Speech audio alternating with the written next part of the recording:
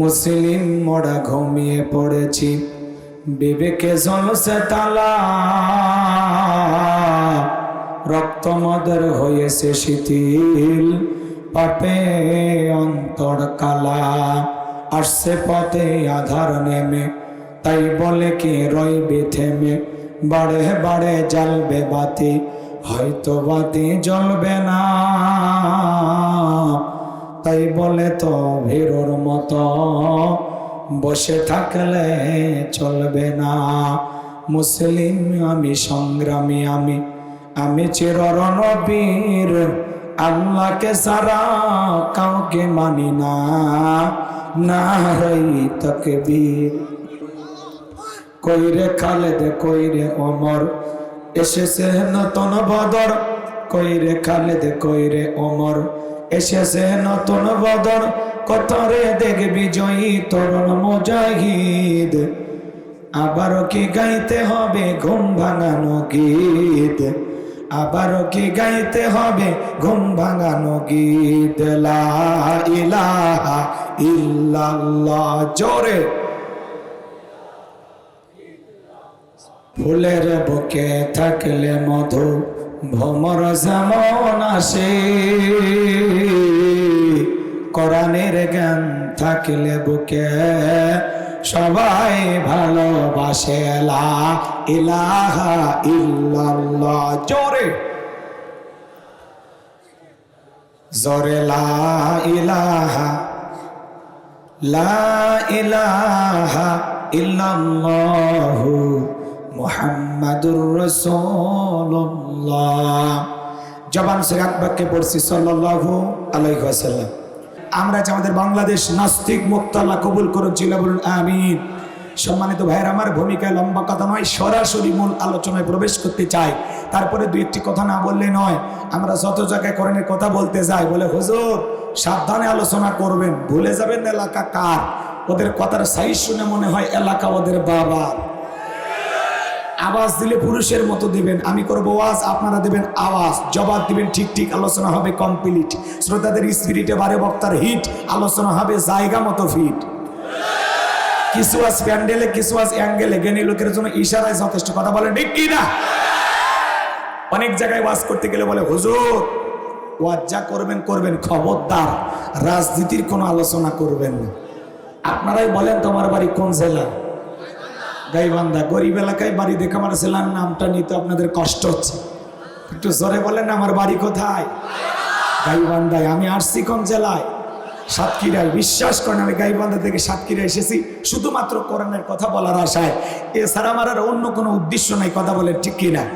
আর সাতক্ষীরা থেকে এদিক খেয়াল করেন, গাইবান্ধা থেকে সাতক্ষীরায় এসে রাজনীতি করে আমার কোনো লাভ আছে? আগামী নির্বাচনে এলাকার মহিলা মেম্বার পদেও দাঁড়ানোর কোনো চান্স আছে? তাহলে আমি কেন এখানে রাজনীতি করব? যদি করাই লাগে নিজের এলাকায় বান্ধাই করবো। কথা বলেন ঠিক কিনা? এই জন্য আপনার টেনশন মুক্ত থাকবেন। আমি আপনাদের কথার সাথে একমত। আমি বাংলাদেশের রাজনীতি কোনো দলের বক্তা না, আমি রাজনীতি কোনো বক্তব্য দেব না। I university political work because আমি not a leader of any political party. কারণ এখানে সব দলের লোক আছে না নাই? এখানে বসে আছেন আওয়ামী লীগ, বিএনপি, জাতীয় জামাত ইসলাম, জাসদ, বাসদ, চরমান, আরশিদ, জানাবি, ফুরপুরা, হাটাজার ওলামা নিজামা, তাবলিগ, পাবলিক ওলামা লীগ, গণতন্ত্র গণফোরাম, সুসমাজ বিকল্প দ্বারা, এলজিবি, বিডিএম নাগরিক শক্তি, বিপিএল সোসাইটি, 4 দল, 14 দল, 8 দল, 19 দল, 20 দল, ইসলাম বিএনএ, বাংলাদেশ কমিউনিটি পর্যন্তই থাক। আবার ভিপি নুরের আছে গণ অধিকার পরিষদ। তৈমুর চাচা খুলেছিল তৃণমূল বিএনপি। চাচা ভেবেছিল এক চান্সে দেশের প্রধানমন্ত্রী হয়ে যাবে, চাচার হাতে মূলে ধরায় দিস। কথা কোন ঠিক কিনা? ওই চাচার 2-4 জন ভক্ত থাকতে পারে। কথা কোন ঠিক কিনা? এত দলীয় লোক যেখানে, আমি কি বোকা দলীয় আলোচনা করব? এই দিক থেকে যদি একটা দলের লোক গুটা মারে, ওই দিক থেকে আর একটা দলের থানায় টেলিফোন করে, আমি হুজুরের অবস্থা ভালো না খারাপ? অতএব আজকের মাহফিলে বাংলাদেশের রাজনীতি নিয়ে কোন আলোচনা করা হবে? বলেন, বাংলাদেশের রাজনীতি নিয়ে কোন আলোচনা করা হবে না। তবে হ্যাঁ, আমি যদি কোনো রাজনৈতিক বক্তব্য দেই, এই পৃথিবীর শ্রেষ্ঠ রাজনীতিবিদ, শ্রেষ্ঠ রাষ্ট্রনায়ক, শ্রেষ্ঠ রাষ্ট্রপতি, শ্রেষ্ঠ সেনাপতি, শ্রেষ্ঠ বৈজ্ঞানিক, শ্রেষ্ঠ দার্শনিক, শ্রেষ্ঠ বাবা, শ্রেষ্ঠ নানা, শ্রেষ্ঠ স্বামী, শ্রেষ্ঠ আদর্শ, শ্রেষ্ঠ মহামানব রহমাতুল আলামিনের মদিনার আদর্শের রাজনীতির কথা বলবো।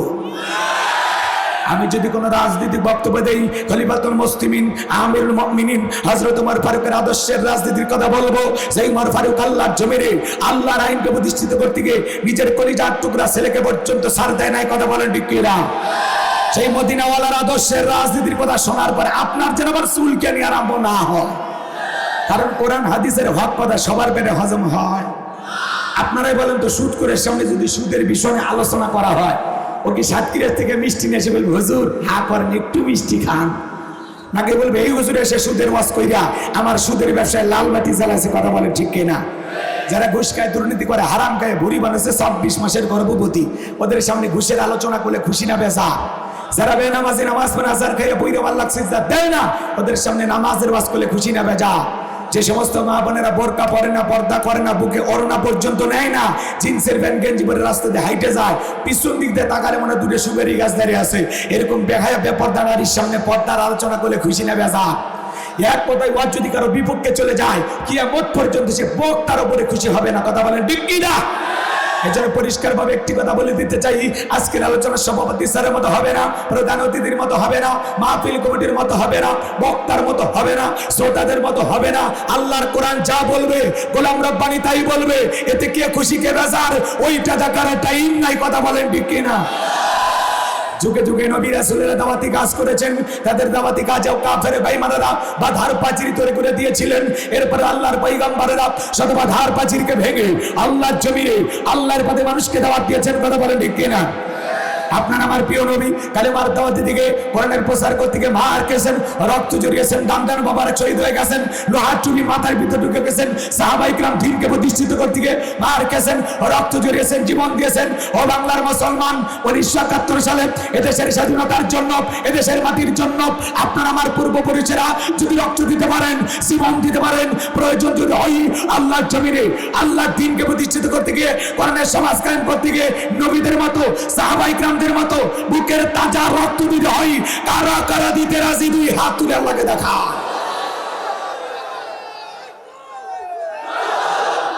লিল্লাহে তাকবীর।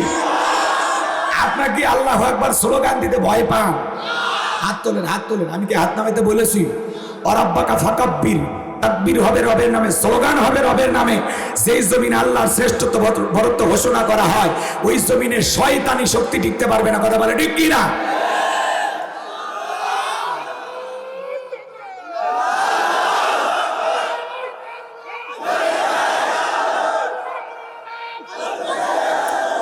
সোজা করে টান টান করে তোলেন, লিল্লাহে তাকবীর। আর টান টান করে তোলেন। ওই যে মাঝে মাঝে হাত বেঁকা করে তুলেছেন, দুই হাত সোজা করার শক্তি নেই। আপনি পুরুষ মানুষ, দুধ ডিম ভিটামিন ক্যালসিয়াম মাঝে মাঝে কিনে খাবেন, একেবারে দুর্বল হলে চলতে পারবেন না। হাত সোজা করেন, সোজা করেন। আমার আল্লাহ রাব্বুল আলামিন বলেন, ইন্নাল্লাহা আশতারা মিনাল মুমিনিনা আনফুসাহুম ওয়া আমওয়ালাহুম বিআন্না লাহুমুল জান্নাহ। সূরা তাওবার 111 নম্বর আয়াতে আল্লাহ পাক জানায়া দিলেন, নিশ্চয় মুমিন বান্দাদের জান মাল আমি আল্লাহ ক্রয় করে নিয়েছি, বিনিময়ে দেব জান্নাত। বলুন সুবহানাল্লাহ। তাহলে বলেন তো বাজান, আপনার আমার জীবনের মালিক কে? এ সাতক্ষীরার যুবকেরা ভালো করে বলো তো, এই জীবনের মালিক কে? প্রেম করবে আর প্রেমিকাকে পার্কে নিয়ে যা ডায়লগ দিবা, এ জীবন তোমার, তুমি শুধু আমার। ওরে হাইব্রিড যুবক, এই জীবনের মালিক কে? আপনার আমার সম্পদের মালিক কে? কথা বলবো পবিত্র কোরআনুল কারীমের, এদিকে খেয়াল করেন। পবিত্র কোরআনুল কারীমের 31 নম্বর সূরা, সূরার নাম হলো লোকমান। জোরে বলেন কি না? আরো আস্তে কর।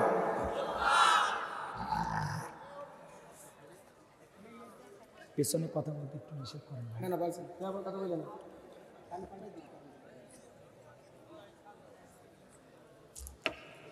সূরার নাম লোকমান। জোরে বলেন কি নাম? মোট আয়াত আছে 34টি, রুকু আছে 4টি।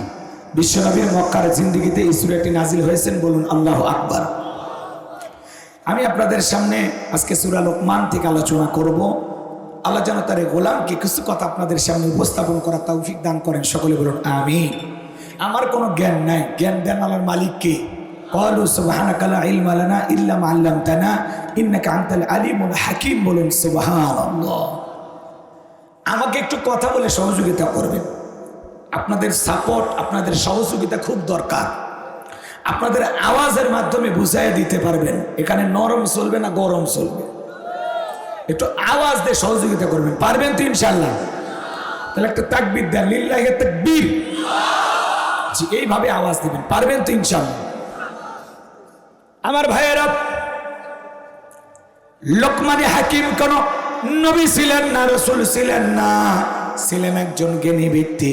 কিন্তু একজন মানুষের নামে আল্লাহ তাআলা কেন সূরা নাজিল করলেন? এর পিছনে কারণ আছে না নাই?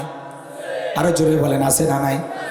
জমিনের একজন বান্দা, তার কথা আসমানের মালিক আল্লাহর পছন্দ হয়, তাহলে সেই কথাগুলো সাধারণ কথা না। এই বান্দা সাধারণ বান্দা না, এই বান্দাটা অসাধারণ বান্দা। বলেন আল্লাহু আকবার। মোট আয়াত কত বললাম? 34। রুকু আছে 4টি। কোরআনুল কারীমের 31 নম্বর সূরা, সূরাটির নাম লোকমান। আপনাদের উত্তর পারো লোকমান না, কথা কয় না কে? এই লোকমান সেই লোকমান না। লোকমানে হাকিম, চেহারা ছিল কালো, ঠোঁটগুলো ছিল মোটা, মানুষটা দেখতে খুব বেশি লম্বা ছিলেন না, একটু খাটো ছিলেন। খাটো মানে বোঝেন তো নাকি? পাক করতেছেন ভাই? কথা বলে সহযোগিতা করেন। যদিও চেহারা কালো, অন্তর ছিল ভালো।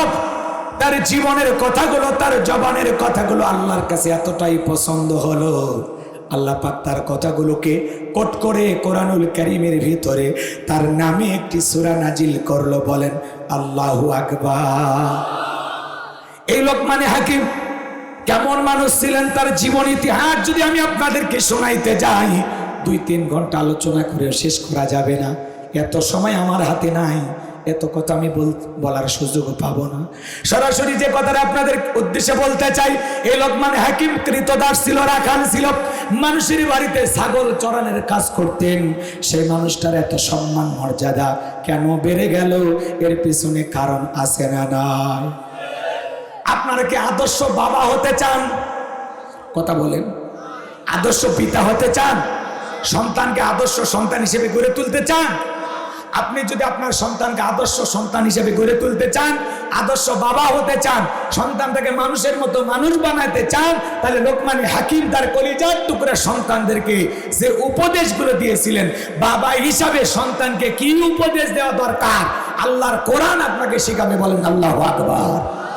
লোকমান হাকিম তার কলিজার টুকরা সন্তানদেরকে যে উপদেশগুলো দিয়েছিলেন, পুরো পৃথিবীতে কিয়ামত পর্যন্ত যত বাবা আসবে সকল বাবার জন্য এই উপদেশগুলো খুব জীবনে দরকার।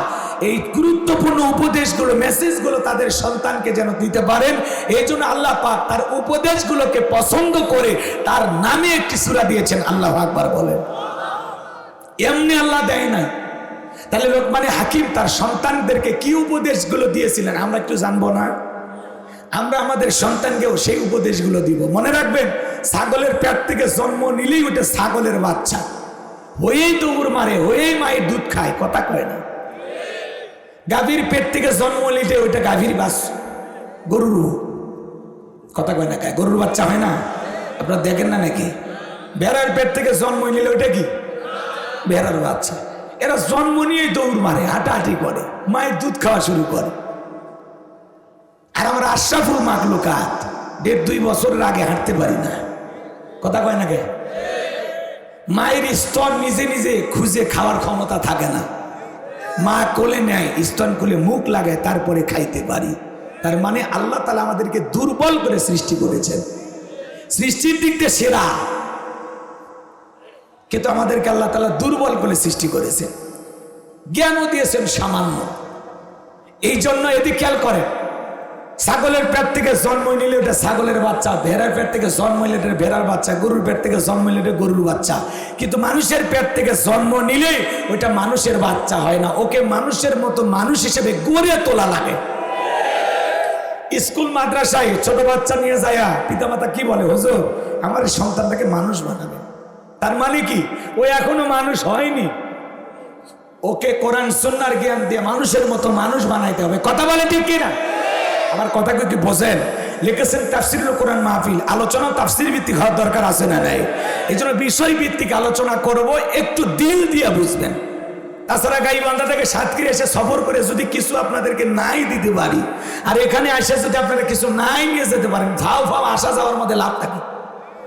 এজন্য আসুন আমি কিছু বলার চেষ্টা করব, আপনি এখান থেকে কিছু নেওয়ার চেষ্টা করবেন। আল্লাহ যেন বক্তার আশা, শ্রোতার আশা, সকলের আশা ওটা বসা, জানা শোনা সব যেন কবুল করে।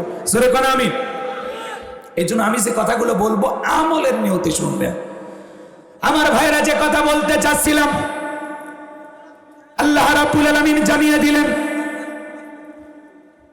ওয়ালাকাদ আতাইনা লুকমানাল হিকমাতা আনিশকুরু লিল্লাহ ওয়া মান ইয়াশকুরু ফাইন্নামা ইয়াশকুরু লিনাফসিহি ওয়া মান কাফারা ফাইন্নাল্লাহা গানিয়্যুন হামিদ।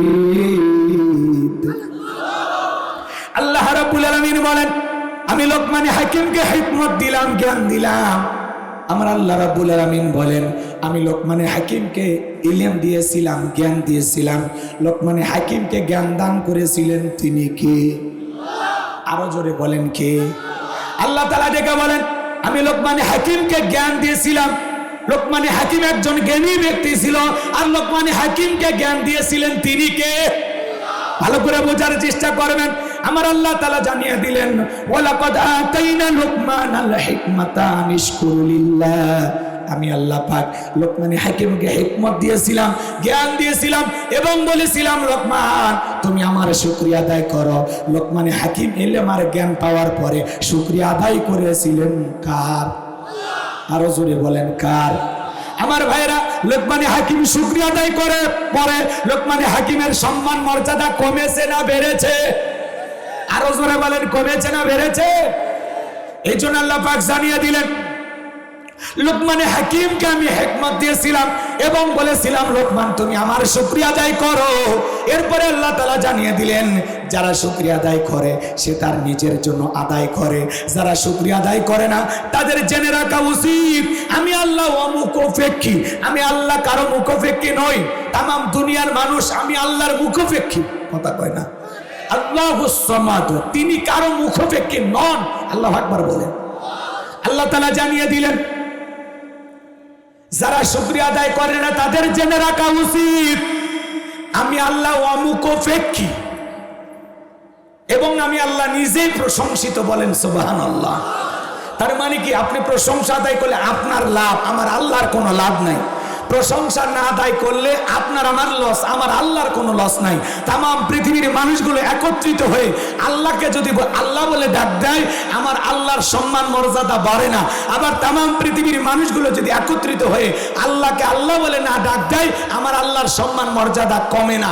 আপনি ডাকলেও আমার আল্লাহ আল্লাহ, না ডাকলেও আমার আল্লাহ আল্লাহ। 5 বছর পরে ভোট দিয়ে নির্বাচন করে কি আল্লাহ হয়? কথা কয় না। ভাষা বোঝেন তো নাকি? ওই ফেনীতে যাবেন, ফেনীর লোকেরা কি কয়? কয় হেনি। হেনি করলে যা টাহা লইয়া সুদূর বুদুর চলতো না। ভাষার মধ্যে কম বেশি আছে না নাই? এই যে বরিশাল, নোয়াখালী যাবেন, নোয়াখালী এক বক্তা আমাদের এলাকায় ওয়াজ করতেছে, মা বোনেরা হইনে যান, আপনার স্বামী যদি মাইরা পিঠা হুসে হালায় দেয়, এই জায়গায় জাহান্নামের আগুন জ্বলতো না। এক শ্রোতা দাঁড়ায় বলতেছে, ওই জায়গায় যদি জাহান্নামের আগুন না জ্বলে বাকি জায়গা কোন জায়গায়? কয় হেইটা তো আর কিতাবেলা লেহে নাই। কথা কি বুঝতে পারছেন? তা আমি তো আর নোয়াখালী থেকে আসি নাই, আমি আসছি গাইবান্ধা থেকে। আমার ভাষা কি সাতক্ষীরার মানুষের বুঝতে কষ্ট হয়? কষ্ট হচ্ছে নাকি আপনাদের? হ্যাঁ, একবার সিলেটে ওয়াজ করতে গেছিলাম, কয় হুজুর পক খাবেন? পক। আমি চিন্তা করি, এলাকার মানুষ লন্ডন আমেরিকায় থাকে, যদি আমার একটু সেবেন রান্না করে খাইতে দেয় তো কি খাবো? কিছু খাওয়া যাবে?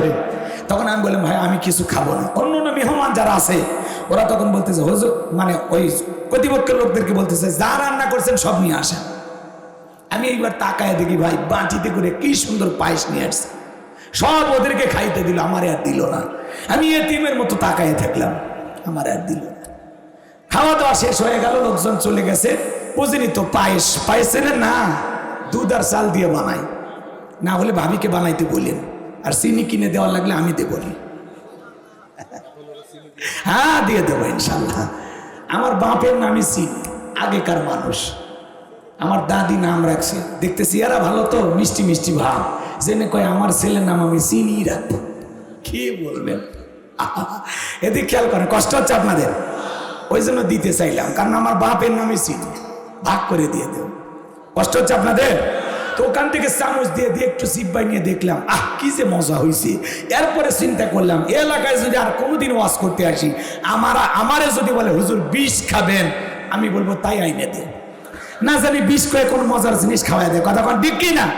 এই জন্য এক দেশের গালি আর এক দেশের বুলি। আমার ভাষা কি বুঝতে কষ্ট হয়? ওই সাতক্ষীরার মুসলমান কথা কি বোঝা যায়? তাহলে দুই হাত তুলে বলেন লিল্লাহি তাকবীর। আমার ভাইয়েরা গভীর মনোযোগ দিয়ে শুনবেন। তাহলে প্রশংসা আদায় করলে আমার লাভ, আমার আল্লাহর কোনো লাভ নাই। প্রশংসা আদায় না করলে আমার লস, আমার আল্লাহর কোনো লস নাই। কেন আল্লাহর প্রশংসা আদায় করবেন না? যে আল্লাহ তাআলা এত নিয়ামত আপনাকে আমাকে দিয়েছেন। আমার ভাইয়েরা, কত মানুষ রেল স্টেশনে ঘুমায়, কথা কয় না? আপনার একটা ঘর আছে, বাড়ি আছে, ওই মানুষের চাইতে কি আল্লাহ আপনাকে ভালো রাখে নাই? কত মানুষ হাসপাতালের বেডে শুয়ে কাতরায়, তার চাইতে কি আল্লাহ আপনাকে ভালো রাখে নাই? এই যে গতকালকে আমার ভাইয়েরা, বাংলাদেশের একটি ভয়ঙ্কর ঘটনা ঘটে গেল ঢাকা বেইলি রোডে। এই যে কাচ্চি ভাই নামের যে বিল্ডিং এ মানুষ খাইতে যায় তো আরামের খাবার, আরে ভাই এখানে আগুন লাগার কারণে এখন পর্যন্ত 50 জনের মতো মানুষ পুড়ে মারা গেছে। আমার ভাইয়েরা, হতাহতের সংখ্যা বাড়তে পারে। অনেক মানুষ এখন হাসপাতালের বেডে শুয়ে আছে।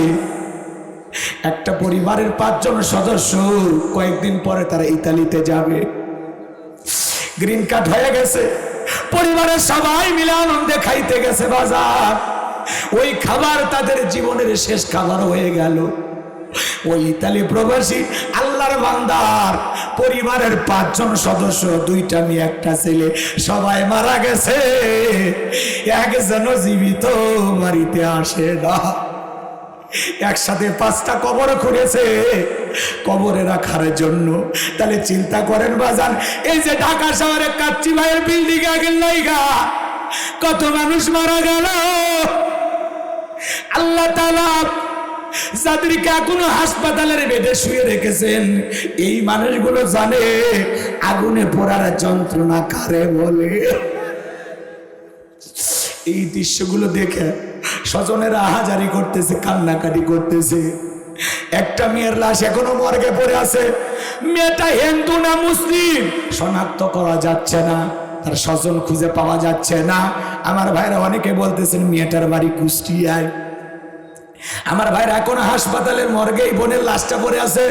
মেয়েটা হিন্দু না মুসলমান শনাক্ত করা যাচ্ছে না, সবাই টেনশনে পড়ে আছে। যদিও মেয়েটার চলাফেরা, মাথায় কপালে টিপ দিত, মাঝে মাঝে হাতে লাল সুতো বাঁধত, এই জন্য বোঝা যাচ্ছে না এটা মুসলিম না অমুসলিম, টেনশনে আছে। আমার ভাইয়েরা, আজকে বাংলাদেশের যে ভয়ঙ্কর ঘটনা ঘটে গেছে, 11টা ইউনিট ফায়ার সার্ভিসের দীর্ঘ সময় কাজ করে আগুন নিভিয়েছেন, এখন পুরো ছাই হয়ে আছে। যেখানে মানুষ খাইতে গেল ওটাই জীবনের শেষ খাওয়া হলো। কত মানুষ বাড়িতে ফোন দিয়ে বলতেছে মা আসতেছি, কিন্তু ওটাই তার জীবনের শেষ খাওয়া হলো। কত আত্মীয় স্বজন কান্নাকাটি করতেছে, কেউ স্বামী হারিয়েছেন, কেউ মেয়ে হারিয়েছেন, কেউ বাবা মা হারিয়েছেন, কেউ আত্মীয় স্বজন হারিয়েছেন, সবাই কান্নাকাটি করতেছে, হাজারি করতেছে। আমার ভাইরা, মানুষ শখ করে মার্কেট করে খাইতে যায়। আহারে, এটা বাংলাদেশের একটা সুপরিচিত প্রতিষ্ঠান, কিন্তু এমন ভাবে আগুন লেগে গেছে সেখান থেকে বাঁচার কোনো উপায় তাদের হয় নাই। কথা বলেন ঠিক কি না? এজন্য যুবকরে, কার কখন মৃত্যু আসবে আমরা কেউ জানি না। আল্লাহ তাআলা হাসপাতালে বেডে রাখলেন না, আগুনে পুড়াইয়া বিদায় করলেন না, এখন পর্যন্ত সুস্থ রেখেছেন, ভালো রেখেছেন। এজন্য শুকরিয়া হবে কার? আরো জোরে বলেন। আমার ভাইয়েরা, কেন আল্লাহ তাআলার শুকরিয়া আদায় করবেন না? পারস্যের কবি শেখ সাদী রহমতুল্লাহ আলাইহি পায়ের মধ্যে স্যান্ডেল নাই, মনটা বড় খারাপ, ডেকে বলে আল্লাহ আমি এত বড় কবি আর আমার পায়ে জুতা নাই, মনটা বড় খারাপ। পথ চলতে চলতে তাকায় দেখে আল্লাহর বান্দা একজন বইসা আছে জমিনের উপরে, যার 2টা পা নাই। শেখ সাদী রহমতুল্লাহ আলাইহি চোখের পানি ছেড়ে দিয়ে কাঁদেন আর ডেকে বলেন আল্লাহ আমার পায়ে স্যান্ডেল নাই, আমি মন খারাপ করেছি। এই দুনিয়ার জমিনে তোমার এমন বান্দা আছে যার 2টা পা নাই, স্যান্ডেল পায়ে দেবে কোথায়? আল্লাহ গো, তুমি আমারে ভালো রেখেছো। আমার ভাইরা, শেখ সাদী রহমতুল্লাহ আলাইহি সিজদা দিয়ে শুকরিয়া আদায় করলেন কার? আল্লাহ ইচ্ছা করলে আপনাকে প্রতিবন্ধী বানাইতে পারতো না? কথা বলেন না কেন? একবার কুড়িগ্রামে ওয়াজ করতে গেছিলাম বাজান, আমার আগে যিনি বক্তা ছিল অন্ধ হাফিজ সাহেব, একসাথে খাইতে বসেছি, হঠাৎ করে বিদ্যুৎটা চলে গেল। আমার ভাইয়েরা, হঠাৎ করে বিদ্যুৎ চলে যাওয়ার পরে আমি কর্তৃপক্ষের ভাইদেরকে বললাম, ভাই তাড়াতাড়ি আলোর ব্যবস্থা করেন। এইবার ওই অন্ত হাফেজ সাহেব আমার হাতটা ধরে ডেকে বলে, হুজুর আজ 52 বছর আমার চোখে কোনো আলো নাই। হুজুর জন্মের পর থেকে আমার যে মা আমাকে জন্ম দিয়েছে, মাটা দেখতে কেমন আমি জানি না, আমার বাবা দেখতে কেমন আমি জানি না। বড় হওয়ার পরে পিতামাতা পছন্দ করে বিয়ে দিয়েছে, আমার বউটা দেখতে কেমন ফর্সা না কালো আমি জানি না।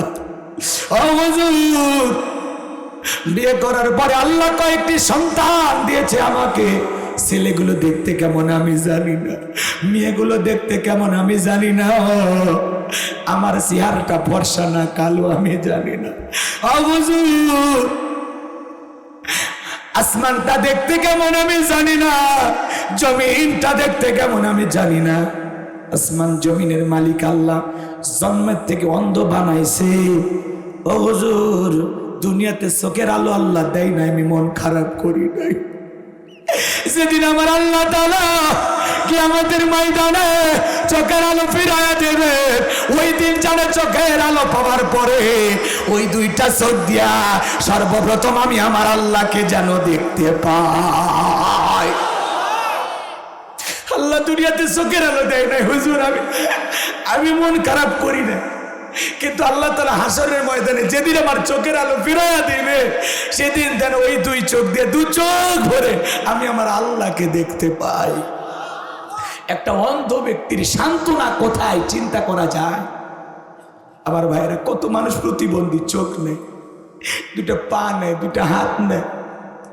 আল্লাহ আপনাকে আমাকে সুস্থ রেখেছেন, ভালো রেখেছেন, কেন আল্লাহর শুকরিয়া আদায় করবেন না? কেন কেন? আমার আল্লাহ বলেন, লা ইন শাকারতুম লাযীদান্নাকুম ওয়া লা ইন কাফারতুম ইন্না আযাবি লাশাদীদ।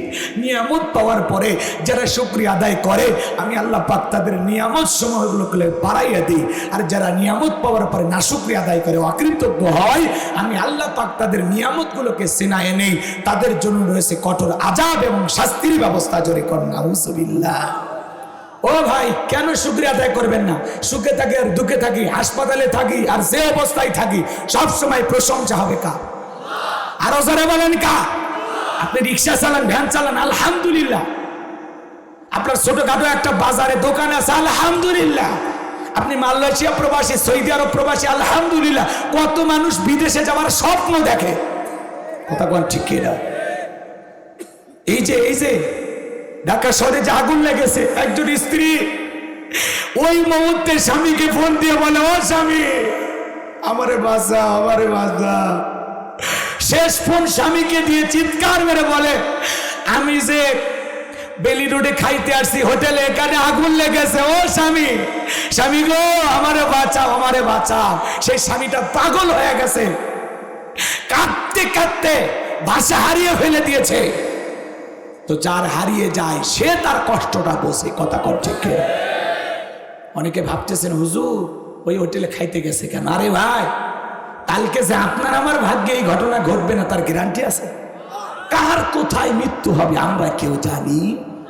কুল্লু নাফসিন যায়কাতুল মাউত, প্রত্যেক প্রাণীকে মৃত্যুর স্বাদ গ্রহণ করতে হবে। কিন্তু এই যে আগুনে পুড়তে পুড়তে মরা, এর যে যন্ত্রণা কত! এই যে হাসপাতালের বেডে যাদের হাত পুড়ে গেছে, গলাটা পুড়ে গেছে, মাথার কিছু অংশ পুড়ে গেছে, দিকের কোনো না কোনো জায়গায় পুড়ে গেছে, এই যে পুড়ে যাওয়ার যে জ্বালা, যে যন্ত্রণা, যে কষ্ট, এটা আলোচনা করে বোঝানো সম্ভব নয়। যার দেহে আগুন লাগে, হাতটাও পড়ে, যার যন্ত্রণাটাও তার। আমার হাতটা আগুনে যদি ঝলসে যায়, আমার বিবি বুঝবে না যন্ত্রণা কত, আমার গ্রামবাসী বুঝবে না, আমার শ্রোতারা বুঝবে না। আমার হাতে আগুন লেগেছে, আগুন লেগে পুড়েছেও যার, যন্ত্রণাটাও তার। কথাই আছে, যার মাথা তার ব্যথা। যে হারিয়েছেন স্বজন, তারা পাগল হয়ে গেছে, উন্মাদ হয়ে গেছে। জীবনের শেষ কলটা স্বামীকে দিয়েছিল, ও স্বামী আমাদেরকে বাঁচাও। আরে স্বামী তাকে বাঁচাইতে পারলো না। কষ্ট হচ্ছে আপনাদের? বিরক্ত হয়েছেন? হইতে পারেন, আমার আপত্তি নাই। আমি যে কথা বলতে চাচ্ছিলাম, কেন আল্লাহর শুকরিয়া আদায় করবেন না? লোকমান হাকিম শুকরিয়া আদায় করেছিলেন, আল্লাহ তার সম্মান মর্যাদা বাড়িয়ে দিয়েছেন। আল্লাহু আকবার বলেন। আপনিও শুকরিয়া আদায় করবেন, আল্লাহ আপনার সম্মান মর্যাদা বাড়িয়ে দিবে, বলেন আল্লাহু আকবার। কেন? আল্লাহ তাআলা দুই চার বিঘা জমির মালিক বানাইছে, 2-1 তলা বিল্ডিং এর মালিক বানাইছে। আল্লাহ চাইলে আপনাকে আমাকে রাস্তায় যারা দাঁড়িয়ে ভিক্ষা করে ওদের কাতারে রাখতে পারতেন না? কথা কয় না, কথা বলেন, রাখতে পারতেন না? কিসের বড়াই করেন, কিসের অহংকার করেন, কিসের অহংকার? কিশোরগঞ্জে একবার এক মাহফিলে গেছিলাম, এক লোক বলে, বাবা আমি গ্রামে গ্রামে হাওয়াই মিঠা বিক্রি করতাম। সেই লোকটা এখন 150 বিঘা জমির মালিক। কে দেয়, কে দেয়? জন্মের সময় মায়ের পেট থেকে কি টাকার বান্ডিল নিয়ে বের হয়েছিলাম? কথা কয় না ভাই। জমির দলিল একেবারে শূন্য হাতে ল্যাংটা হয়ে আসছি, দেখে কাপড়টাও ছিল না। কথা কন ঠিক কিনা? আর আজকে আপনাকে কোটি কোটি টাকার মালিক বানাইছে কি? আপনার ব্যাংকে লক্ষ লক্ষ টাকা, আপনি 2-4 বিঘা জমির মালিক। কে দিয়েছেন? কে? আপনি মালয়েশিয়া প্রবাসী, বিদেশে আছেন। আরে ভাই, এটা তো কারো কাছে স্বপ্ন। আপনি যে জায়গায় আপনার অবস্থানে থেকে আপনি খুশি না, এই জায়গায় যাওয়ার জন্য অনেকে স্বপ্ন দেখে। কেউ মেম্বার হওয়ার স্বপ্ন দেখে, চেয়ারম্যান হওয়ার স্বপ্ন দেখে, নেতা হওয়ার স্বপ্ন দেখে। কথা কন ঠিক কিনা? আমার ভাইরা, এই জন্য আল্লাহ যাকে যেটুকু দিয়েছে, যার ভাগ্যে যতটুকু আছে, যে অবস্থানে আল্লাহ রেখেছেন, যে হালতে রেখেছেন, সব সময় প্রশংসা হবে কার? আর একটু জোরে বলেন কার? আমাদেরকে যখন জিজ্ঞাসা করা হয়, ভাই কেমন আছে, না না মরে কোনো মতে বেঁচে আছি, দিনকাল যাচ্ছে কোনো মতে। আচ্ছা বলেন তো, এটা কোনো মুসলমানের জবাব হতে পারে? হ্যাঁ, আপনাকে যখন জিজ্ঞাসা করা হচ্ছে আপনি কেমন আছেন, আপনার প্রথম কথা আলহামদুলিল্লাহ। আল্লাহ যে হালতে রেখেছেন, যদিও জীবনে একটু পেরেশানি আছে, সামান্য একটু সমস্যা আছে, আল্লাহ ফয়সালা করে দেবেন, কিন্তু আমরা একটু লিখবেন নাই কোনো মতে। যে অবস্থায় আছেন না, আল্লাহ আরো খারাপ অবস্থায় নিয়ে, আরো খারাপ অবস্থায় নিয়ে যান। এই জন্য সুখে থাকি, দুঃখে থাকি, হাসপাতালের বেডে থাকি, যে অবস্থায় থাকি। আরে ভাই, আপনার তো একটা ঘুমানোর ঘর আছে। এদেশে এমনও মানুষ আছে কাগজের তৈরি করা ঘর বাড়ি নিয়ে ঘুমায়, ওদেরকে বলা হয় যাযাবর। আল্লাহ তার চাইতে ভালো রাখেনি, তাহলে প্রশংসা হবে কা? তাহলে চিৎকার মেরে বলুন আলহামদুলিল্লাহ। এত আসতে শেষবারের মতো সুযোগ দিচ্ছি, জবান যেন কারো বন্ধ না থাকে। চিৎকার মেরে বলুন আলহামদুলিল্লাহ। তাহলে শুকরিয়া আদায় করলে কার লাভ? বান্দার লাভ, আমার আল্লাহর কোনো লাভ নাই। শুকরিয়া আদায় না করলে বান্দার লস, আমার আল্লাহর কোনো লস নাই। এই জন্য শুকরিয়া আদায় করে প্রিয় হয়ে আমরা জান্নাতেও যেতে পারি, আবার অকৃতজ্ঞ হয়ে নাফরমানি করে আল্লাহর অবাধ্য গোলাম হয়ে জাহান্নামেও যেতে পারি। এই জন্য শুকরিয়া আদায় করলে সম্মান মর্যাদা বাড়বে, শুকরিয়া আদায় করলে আল্লাহর প্রিয় হতে পারবো, শুকরিয়া আদায় করলে অ্যাকাউন্টটা পরকালে ভারী হবে, আর না শুকরিয়া আদায় করলে অ্যাকাউন্ট ফাঁকা হবে, গুনার পাল্লা ভারী হবে। এই জন্য আসুন সব সময় আমরা শুকরিয়া আদায় করবো কার? যে হালতে থাকি, যে অবস্থায় থাকি, জীবনের যতই পেরেশানি আসুক, সব সময় প্রশংসা হবে কার?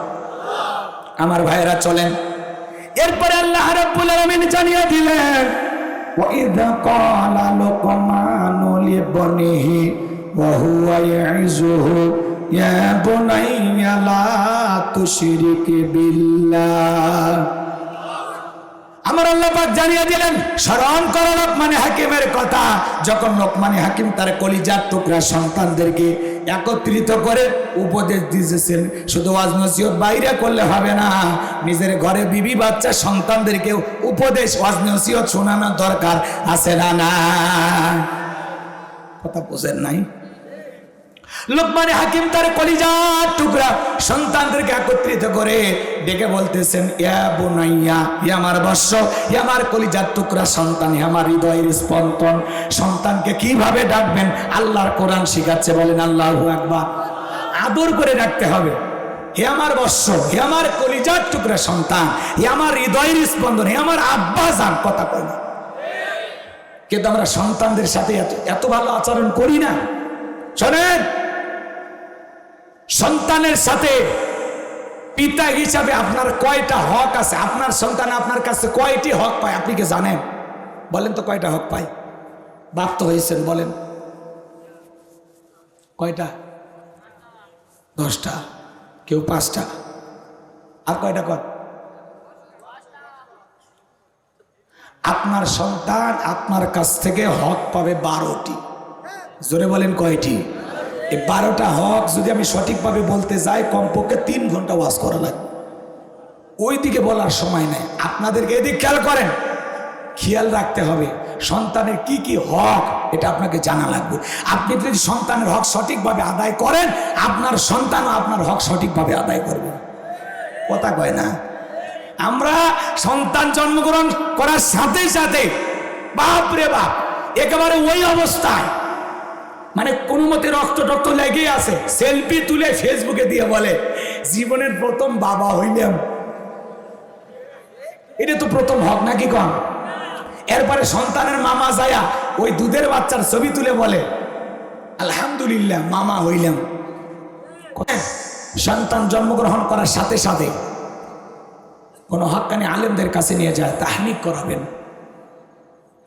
সামান্য খেজুর সে একটু জিহ্বা দিয়ে খাবে, খাওয়ার পরে আপনার সন্তানের তালুর ভিতরে একটু হালকা করে লাগাইয়া দিবেন। কথা কয় না?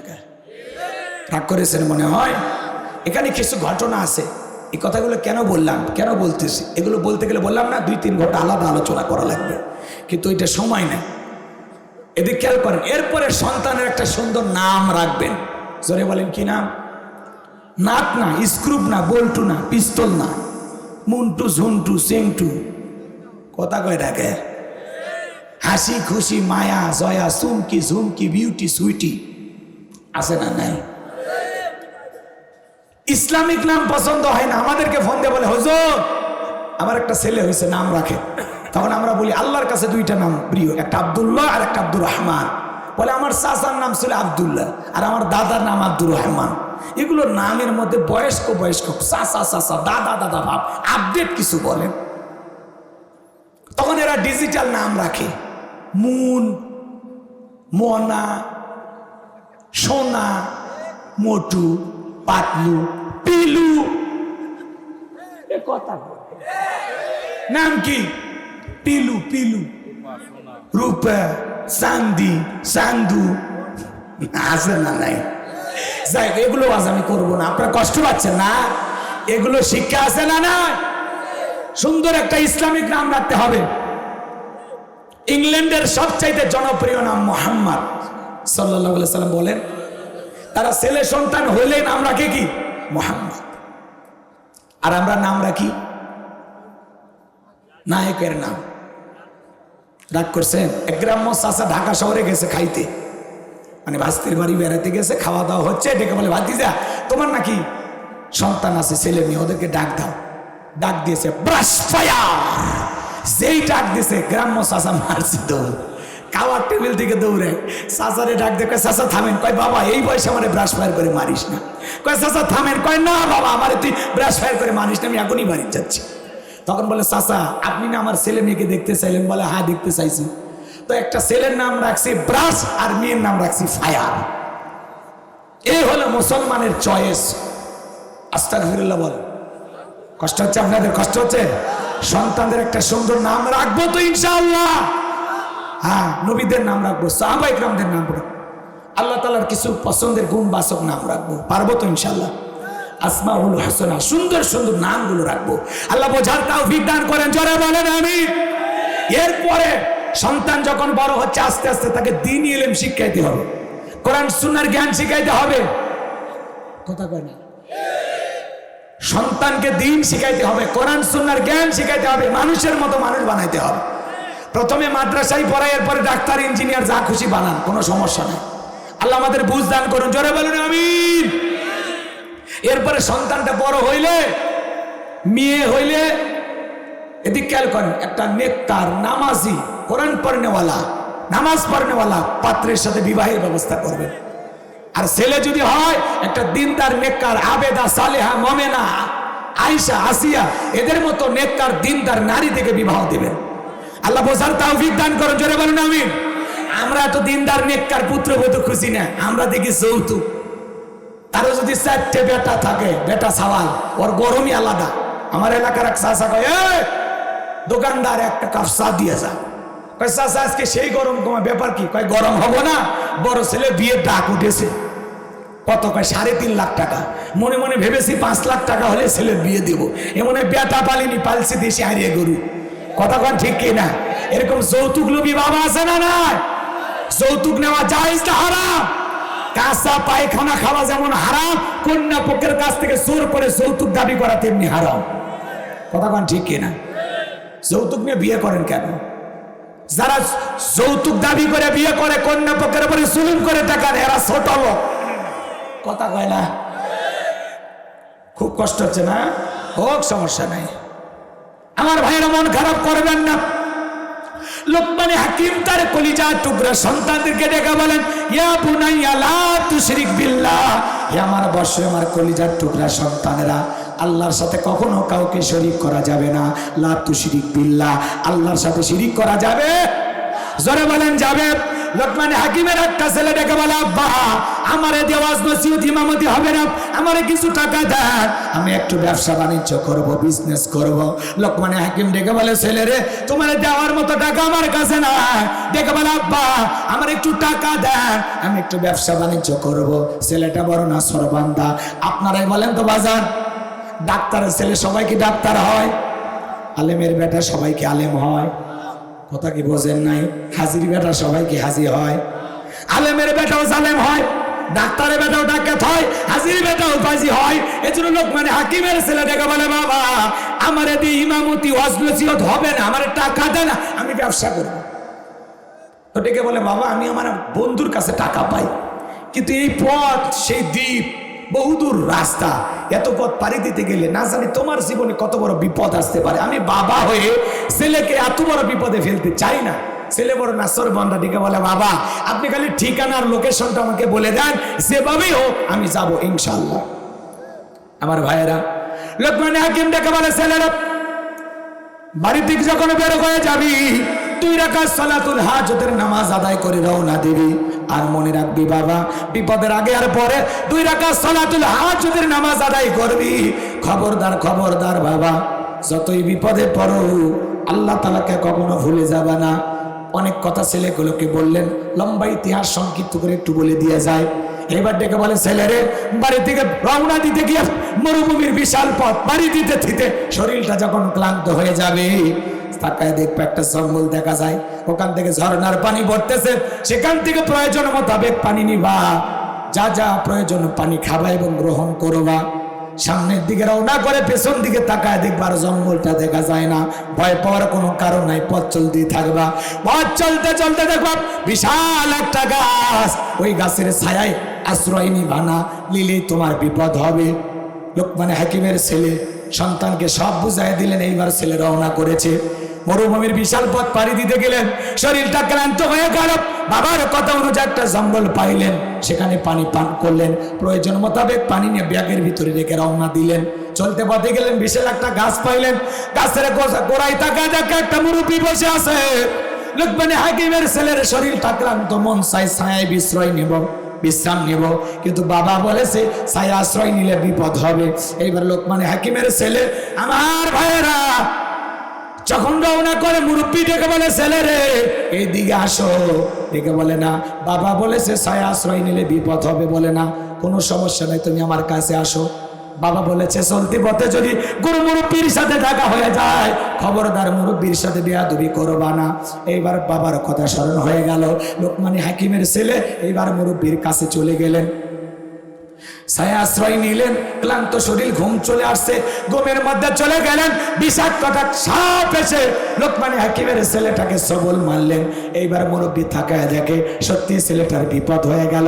এইবার সাপটাকে ধরলেন, লোকমানে হাকিমের ছেলেটাকে বিষমুক্ত করলেন, তার অস্ত্র দিয়ে 2 টুকরো করলেন, পিছনের অংশ ফেলাই দিলেন, আর সাপটার মাথার অংশ লোকমানে হাকিমের ছেলের ব্যাগের ভিতরে ঢোকায় রাখলেন। এইবার যখন ঘুম থেকে জাগ্রত হয়েছে, বাজান গো ডেকে বলে, লোকমানে হাকিমের ছেলে রে, সত্যি তোমার বিপদ হয়েছিল, বিষাক্ত সাপ তোমাকে সবল মেরেছিল, আমি তোমাকে বিষমুক্ত করেছি। লোকমানে হাকিমের ছেলে এইবার উঠে 2 রাকাত সালাতুল হাজতের নামাজ আদায় করে ডেকে বলে, ওই জনবসতি এলাকায় যেতে হবে, ওখানে গিয়ে বাবার পরিচয় দিলে তারা আমাকে বাকি রাস্তা চিনিয়ে দেবেন। আমার ভাইরা মুরব্বি ডেকে বলে, ছেলে আমি যদি তোমার সাথী হই তোমার কি কোনো আপত্তি আছে? ডেকে বলে না। এইবার লোকমান হাকিমের ছেলে ওই জনবসতি এলাকায় যায়, যখন তার বাবার পরিচয় দিলেন আমি লোকমান হাকিমের ছেলে, তখন সবাই তাকে আদর আপ্যায়ন করতে লাগলেন, ভালোবাসা দেখাইতে দিলেন, ভালোবাসা দেখাইতে লাগলেন। সবাই বাড়িতে নিয়ে যায়, খাইতে দেয়। আপনারাই বলেন বাংলাদেশের সবচাইতে বড় বক্তা, সবচাইতে বড় আলেমের ছেলে আপনাদের এলাকায় এসে যদি বলে আমি বাংলাদেশের অমুক বক্তার ছেলে, অমুক আলেমের ছেলে, আপনারা কি একটু ভালোবাসা দেখাবেন না? কথা কর না কেন? একটু আদর যত্ন করবেন না? আচ্ছা ভাই 12:30 কি পার হয়ে গেছে? আপনারা ওটা বসা করতেছেন কেন?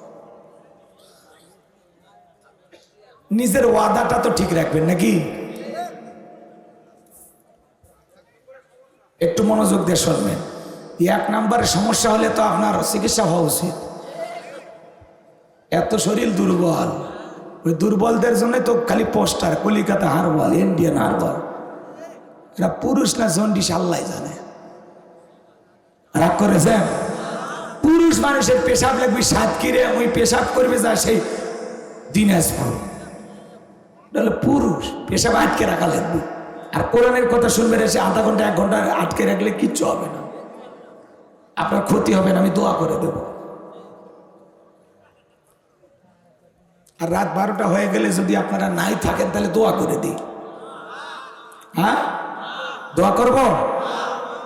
কয়েকটা আয়াত আছে, কেবল তো শিরিকের আছে। শিরিক কত একটু জানা লাগবে না? কত প্রকার শুনবেন না? একটু শোনেন।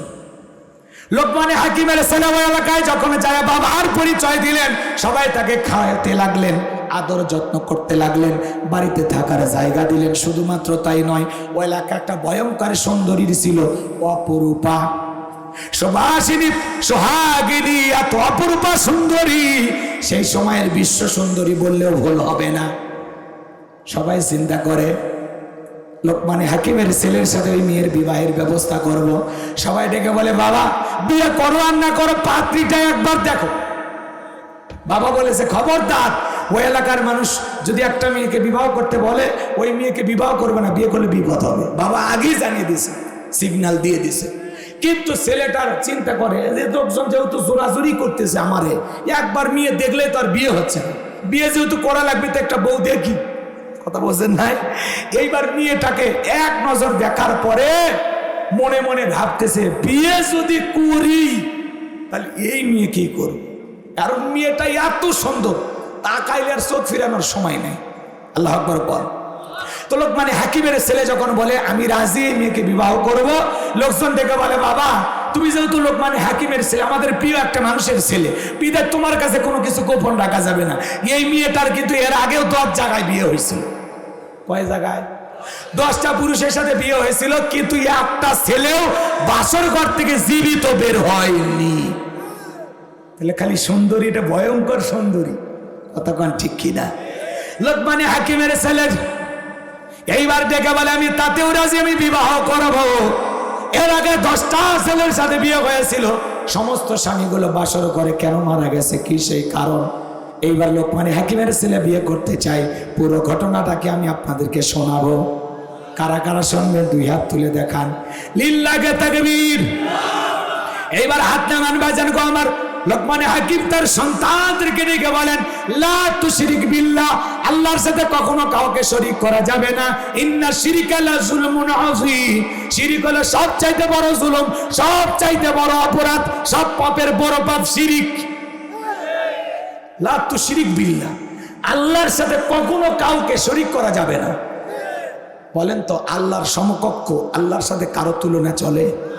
আল্লাহর চাইতে বড় কেউ আছে? ওয়ালাম ইয়াকুল্লাহু কুফুয়ান আহাদ, আকাশ আর জমিনে আল্লাহর সমকক্ষ, আল্লাহর সমতুল্য কেউ নেই। আল্লাহু আকবার বলেন। তাহলে ভালো করে বোঝেন, লা তুশরিক বিল্লাহ, আল্লাহর সাথে কখনো কাউকে শরীক করা যাবে না। আল্লাহ ছাড়া অন্য কাউকে উপাস্য হিসাবে, প্রভু হিসাবে মানা যাবে। ইন্না শিরকা লা যুলমুন আযীম, শিরিক হলো সবচাইতে বড় জুলুম, সবচাইতে বড় অপরাধ। বড় শিরিকগুলোকে শিরিকে আকবর বলা হয়, ছোট শিরিকগুলোকে শিরিকে আসগর বলা হয়। শিরিক মোট 42 প্রকার, আবার এগুলোকে ভেঙে 72 প্রকার হয়। এত কথা বলতে গেলে 2 ঘন্টা ওয়াজ করে হবে? তো এইদিক খেয়াল করেন, আমি সংক্ষিপ্ত গুলো বলে দিয়ে যাই, এদিক খেয়াল করেন। বলেন তো মাজারে সিজদা দেওয়া কি শিরিক? জোরে কর। মাজারে সিজদা দেওয়া শিরিক। নেতার পায়ে সিজদা দেওয়া, পীর বাবার পায়ে সিজদা দেওয়া, কথা কয় না। মুসলমানের মাথা মাজারে নত হবে না, নত হবে মসজিদে, কথা কয় না কেন? কয়েকদিন আগে আমাদের দেশের মুমতাজ পাগলি এক পালাক গানের আসরে যায়া কিছু ফকির বয়াতি বসে আছে, ওদেরকে যায়া মাথা নত করে সিজদা দিচ্ছে। নাউজুবিল্লাহ কালকে বললে হবে। আপনারা মানে মুমতাজকে খুব ভালোবাসেন না? হ্যাঁ, এই সংসদ ভবনে গান গাইতো, এই যে নির্বাচনে হাইরে গেছে, আমি কি যে খুশি হয়েছি। আপনারাও খুশি? লিল্লাহে তাকবীর। শাহজালালের পূর্ণভূমির পার্লামেন্টে দাঁড়ায় গান গায়। ও যখন গান গায় ওর গানের আওয়াজ বুলেটের মতো বুকে লাগে। মুসলমানের ট্যাক্সের ট্যাক্সের টাকায়, ভ্যাটের টাকায় এটা চলে, কথা কয় না? ওদের বেতন হয়, ওদের দামি গাড়ি হয়, আর ওরা ওই জায়গায় যা জনগণের দুঃখ দুর্দশার কথা তুলে ধরবে, এদেশের উন্নয়নের কথা তুলে ধরবে, কিভাবে দ্রব্যমূল্য বাজারটা লাগাম টেনে নিয়ন্ত্রণ করা যায় সেই দুঃখ দুর্দশার কথা বলবে। তা না করে গান গায়, কথা কম। সংসদ ভবন গান গাওয়ার জায়গা না। এই দেশের উন্নয়নের কথা ওই জায়গায় বলতে হবে। দেশের জনগণের দুঃখ দুর্দশা, জনগণ চাই কি সেটা নিয়ে আলোচনা করা লাগবে। খালি সুযোগ পাইলে বিদ্যুতের দাম, তেলের দাম খালি বাড়ান, আর জনগণের জ্বলে যাচ্ছে ওইটা খেয়াল করেন। জনগণের কষ্ট হয়, বুকটা ফেটে যায়, কারো কাছে বলতে পারে না, কথা কম। খালি দাম বাড়ে ভাই, কমে না, কমে না। এক রাতে 40-50 টাকা তেলের দাম বাড়ে, আর কমানোর সময় কয় 5 টাকা, কয় তেল তুলে এক খিলি পান খায় বাড়ির যান। জনগণের সাথে তামাশা কর। কেন বাড়াইছেন 40 টাকা, একদিনে 20 টাকা কমান যায় না? কয় বহুত ভর্তুকি দিছি, তা লাভ কোনটা ধর, কথা কয় না কে? আবার বিদ্যুতের এগুলো এই যে শোনেন, রাগ করেন না, সামনে গরমের দিন আসতেছে না, লোডশেডিং কাক কয় পরেটার বলেন। বাংলাদেশের চতুর্দিকে তাকায় দেখে এখন খালি হাহাকার, কিছুই বলার না, বলতে গেলেই সমস্যা। এখন উচিত কথা যদি কই পিঠের উপর দিয়ে জানি মই, এ আনন্দে কিছু লোক কেনে খাবে বগুড়ের স্পেশাল দই। যত দোষ নন্দ ঘোষ, সত্যটা বললে দোষ, করলে অন্যায়ের প্রতিবাদ, নামটা হবে তোমার মৌলবাদ, নামটা হবে তোমার জঙ্গিবাদ। হক কথা কইলেই সমস্যা, চতুর্দিকে হাহাকার। আমার ভাইরা যে কথা বলতে চাচ্ছিলাম, হৃদয়ের কান পেতে কথাগুলো শোনেন। নেতার পায়ে সিজদা দেওয়া শিরিক, মাজারে সিজদা দেওয়া শিরিক। এই মাথা দুনিয়ার কোন পীরের কাছে, কোন মানুষের কাছে নত হবে না। আল্লাহ ছাড়া, আল্লাহর গোলাম দুনিয়ার কারো কাছে মাথা নত করতে পারবে না। ইয়্যাকা না'বুদু ওয়া ইয়্যাকা নাস্তাঈন, তোমার ইবাদত করি, তোমার গোলামি করি, সাহায্য তোমার কাছে চাই। আপনি ভণ্ড পীরের কাছে সিজদা দিয়া কি চান? কথা কয় না? মাজারে পীর সাহেবের কাছে সিজদা দেয়, সিজদা দিয়া উল্টা পাল্টা কথা বলে। যেহেতু আপনাদের ধৈর্যের বাঁধ ভেঙে যাচ্ছে, এই জন্য আর কষ্ট না দিই। আল্লাহ বক্তা আসলে গভীর রাতে মাহফিল হলে কি করবেন, দোয়া করবেন। জি জি, আসলে কারণ এত সুন্দর কথাও যদি ভালো না লাগে, কথাগুলো কি আলোচনা কি খারাপ? হ্যাঁ, এই কথাগুলো আপনারা যদি না শোনেন, আরো অনেকগুলো কথা ছিল আমার হৃদয়ে গোছানো ছিল, আমি মনে করেছিলাম আপনারা ধৈর্য নিয়ে শুনবেন। তো ঠিক আছে, আল্লাহ বক্তা শ্রোতা সবাইকে যেটুকু বলেছি আমার অসমাপ্ত আলোচনা এখানে রাখলাম। আসলে এটার ব্যাপক আলোচনার সময় 2-2.5 ঘন্টা তো লাগেই, 1 ঘন্টায় কি এত কথা বলা যায়? বলে যারা গেল ওদেরকে আটকা, রাত 12টা পার হয়ে গেছে, 12:30 বাজে, মানুষ কি অসুন্দর। বক্তা এতদূর থেকে নিয়ে আসেন, সময় মতো দেন না, এটা দুঃখজনক। নিয়ে আসলে একটু ওয়াজ শোনার নিয়তে আসবেন, সকাল সকাল দিবেন। 2-2.5 ঘন্টা ওয়াজ করা যুবক মানুষ ব্যাপার না, কথা কয় না? এই যে মায়ের ওয়াজ, এখানে দুই একটা ঘটনা বলি, বলার সুযোগ দিলেন। এখানে যাই আপনার বউ শাশুড়ির যুদ্ধ এগুলো নিয়ে কিছু কথা বলি, নারীদের আলোচনা চলে আসতো, তাই না? বলারই সুযোগ দিলেন না। কারণ আমি বুঝলাম আপনারা মা বাবার খেদমত ওয়াজ শুনবেন না, মা বাবার খেদমত আপনারা করতে চান না, আপনারা বউ পাগল। কিছু কিছু ছেলে এতটা বউ পাগল, বউ যদি কই দাঁড়ায় পেশাব করবো তাই করে। সাদিক গোসব কষ্ট হচ্ছে আপনাদের? বইয়ের দিকে চোখ দিয়ে তাকাইতে পারে না, তাকাইলে কয় এ কার দিক তাকাইছিস, আগে 3 লাখ জমা দে। কারণ যৌতুক নিয়ে বিয়ে করছে, যৌতুক নিয়ে বিয়ে করেছে যারা বইয়ের কাছে ইয়েতিম তারা। কথা কন। যাই হোক, অনেক কথা বলার ছিল, আর বলার সুযোগ নাই। আল্লাহুম্মা আমিন। রব্বানা যালামনা আনফুসানা ওয়া ইল্লাম তাগফির লানা ওয়া তারহামনা লানাকুনান্না মিনাল খাসিরিন। মেহমানপুর উত্তরপাড়া জামে মসজিদের উদ্যোগে আজকের 2 দিন ব্যাপী তাফসীরুল কোরআন মাহফিলের সমাপনী রজনীর সভাপতি জনাব মোহাম্মদ তৌহিদুর রহমান তুহিন সাহেবকে আল্লাহ কবুল করেন। প্রধান অতিথি জননেতা জনাব ফিরোজ আহমেদ স্বপন সাহেবকে আল্লাহ কবুল করেন। এমপি মহোদয়ের হায়াত বাড়ায় দেন, জনগণের খেদমতের জন্য কবুল করেন। বিশেষ অতিথি জনাব আলহাজ শেখ আমজাদ হোসেনকে কবুল করেন। জনাব মোহাম্মদ মতিয়া রহমানকে কবুল করেন। মাহফিল পরিচালনা মাওলানা আসাদুজ্জামান আসাদকে কবুল করেন। আলোচনা করেছেন মুফাসসির মাওলানা খাদিমুল ইসলাম খাদিম ভাই, কথা বলেছেন হযরত মাওলানা রবিউল ইসলাম সহ ওলামা ইকরামদের জবান দ্বীনের জন্য কবুল করে নাও। আল্লাহ, আমরা যারা হাত তুলে ধরেছি আমাদের পিতামাতা আত্মীয় স্বজন যারা কবরে চলে গেছে মাফ করে দাও, কবরগুলো জান্নাতের বাগান বানায় দাও। দুনিয়া আখিরাতে আল্লাহ তাআলা যাদের মা বাবা বেঁচে আছে তাদের হায়াত বাড়ায় দাও। যারা মা হারিয়েছেন বাবা হারিয়েছেন আল্লাহ, ওই মা হারা বাবা হারা ইয়েতিম যারা হাত তুলেছে, যাদের চোখের পানি জমিনে পড়ে রাখে, তাদের মা বাবাকে মাফ করে দাও। রব্বির হামহুমা কামা রাব্বায়ানি সগীরা ওয়া কুল রব্বির হামহুমা কামা রাব্বায়ানি সগীরা। আল্লাহ তাআলা আত্মীয় স্বজন যাদের কবরে চলে গেছে মাফ করে দেন। এই গ্রামের রাস্তার পাশে, পাশের ঝাড়ে, পুকুর পাড়ে যত কবরস্থান আছে, মাটির নিচে যত মানুষ শায়িত, আল্লাহ সবাইকে আপনি মাফ করে দেন। আল্লাহ তাআলা আমাদের পিতা মাতা যাদের বেঁচে আছে হায়াত বাড়ায় দেন। পিতা মাতার খেদমত করে জান্নাতে যাওয়ার সৌভাগ্য আমাদেরকে দান করুন। মনে রাখবেন, আপনি আপনার মা বাবার জন্য যেমনটা করবেন আপনার সন্তান ঠিক আপনার জন্য তেমনটাই করবে। এই জন্য পিতা মাতার সাথে ভালো ব্যবহার করেন, আপনার সন্তান আপনার সাথে ভালো ব্যবহার করবেন। দুনিয়ার ধার কিন্তু দুনিয়াতে শোধ যাবে, দিন শেষ না, আরও দিন আসবে। এই জন্য সকলে পিতা মাতারা খেদমত করে তাদের নেককার সন্তান হওয়ার চেষ্টা করবেন। আল্লাহ আমাদের সবাইকে পিতা মাতার খেদমত করে তাদের মুখে হাসি ফুটাইয়া আল্লাহ তাআলা তাদের দোয়া নেওয়ার তৌফিক দান করুন।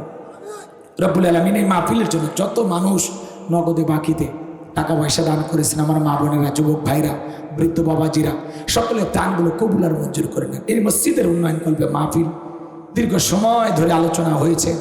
আল্লাহ তাআলা যারা যেভাবে দান করেছেন আল্লাহ এই দানগুলো কবুল করে নেন। এ দান ওসিলা করে কোটি কোটি টাকার মালিক বানায় দেন, দুনিয়া আখিরাতে ইজ্জত সম্মান বাড়িয়ে দেন। আল্লাহ তাআলা, আমি গুনাহগার দোয়া করি আল্লাহ, যারা এই মসজিদের জন্য দান করেছে আল্লাহ তাআলা এই দানের বিনিময়ে কঠিন কিয়ামতের ময়দানে তোমার আরশের নিচে ছায়া দান করিও। আল্লাহ, তোমার দয়ায় রাসূলের সুপারিশে জান্নাতে যাওয়ার সৌভাগ্য আমাদের সবাইকে দান করিও। আল্লাহ, আমাদের জানা অজানা ছোট বড় গোপন প্রকাশের তামাম জিন্দেগির গুনাহগুলো মাফ করে দাও। এমন জায়গায় বসে গুনাহ করেছি তুমি সারা দুনিয়ার কেউ জানে না। তুমি গাফফার, আমরা গুনাহগার। তুমি মনিব, আমরা সবাই তোমার গোলাম। আল্লাহ, আমাদের সকলের তামাম জিন্দেগির গুনাহগুলো তুমি মাফ করে দাও। আল্লাহ তাআলা জীবনে একটাবার খানাই কামাই কবুল করে নিও। রাসূলের রওজা পাকে দাঁড়িয়ে সালাম দেওয়ার সুযোগ করে দিও। ওই কঠিন জাহান্নামের আগুন থেকে আমাদের মুক্তি দাও।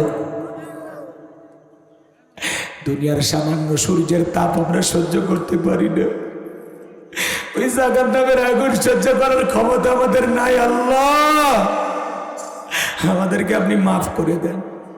ربنا اصرف عنا عذاب جهنم إن عذابها كان غراما ربنا آتنا في الدنيا حسنة وفي الآخرة حسنة وقنا عذاب النار আমাদেরকে মাফ করে দেন। ওই কঠিন জাহান্নামের ভয়ঙ্কর আগুন থেকে আমাদের মুক্তি দেন আল্লাহ। কবরের সলজব সহজ করে দিও, কবরকে প্রশস্ত বানায় দিও, কবর থেকে জান্নাত পর্যন্ত রাস্তা তৈরি করে দিও আল্লাহ। যে বাড়িতে বসলাম খাইলাম ওই বাড়ির উপর খাস রহমত বরকত নাজিল করো। আমার যে ভাইরা কষ্ট করে দাওয়াত দিয়েছেন তাদের হায়াত বাড়ায় দেন। স্বেচ্ছাসেবকের দায়িত্ব যারা পালন করেছেন তাদেরকে দুনিয়া আখিরাতের উত্তম জাযা দান করেন। তাদের ঈমান খালিদ বিন ওলীদের মতো বানায় দেন।